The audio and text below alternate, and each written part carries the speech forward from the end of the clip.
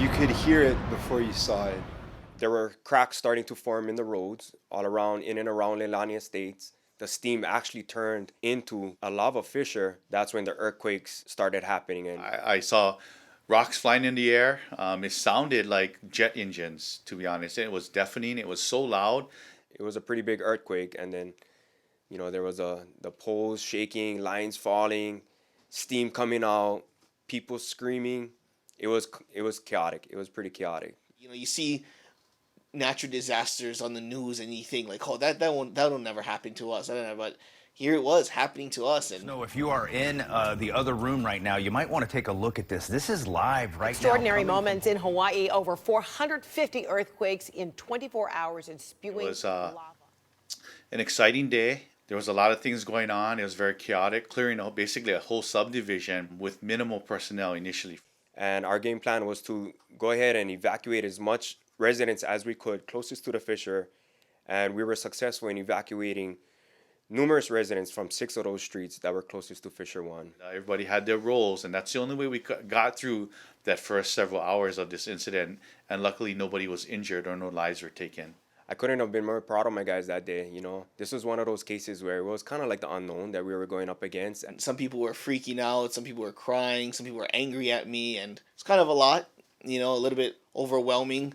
Felt bad telling these people, like, you need to leave your home. Like, this is people's home. Yeah, but this is a situation that was dynamic. It was occurring, and it was changing daily. We didn't know when it was going to end. So it was a very unique type of incident that I don't think anybody, maybe even the world, has experienced dealing with a lava event that we're faced with here on the Big Island.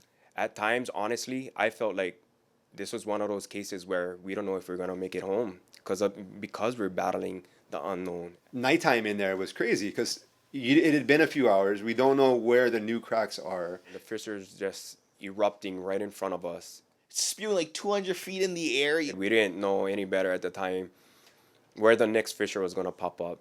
It's hard to train for an incident like this. Man, Captain Santiago and his crew did an excellent job managing our resources and coordinating all the chaos that was going on at that time. We used to small events, a couple of days, rescue, a fire. This was months and months and months. It was an awesome sight to see how the community can come together and band together as one.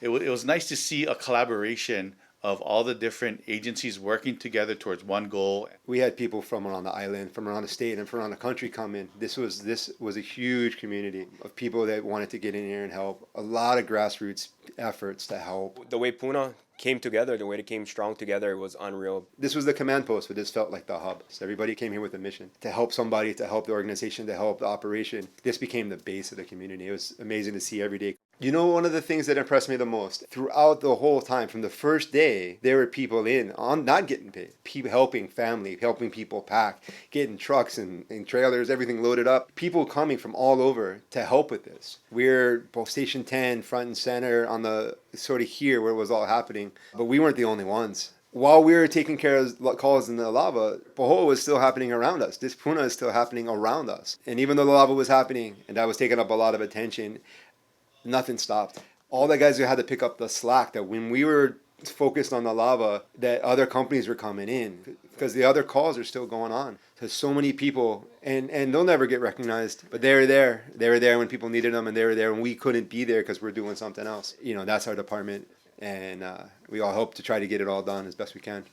You know, everyone's somebody's something. Everyone's somebody's father, mother, brother, son, daughter, aunt, uncle, grandparents. And we're people, we work here, we live here. For me, it was the people that were off, that aren't getting paid, but they're in there to help the community. Everybody, a lot of people say, I want to help, but not everybody means it. And this was an example where people came out and they meant it and they helped and they did with the right thing. That was impressive to me.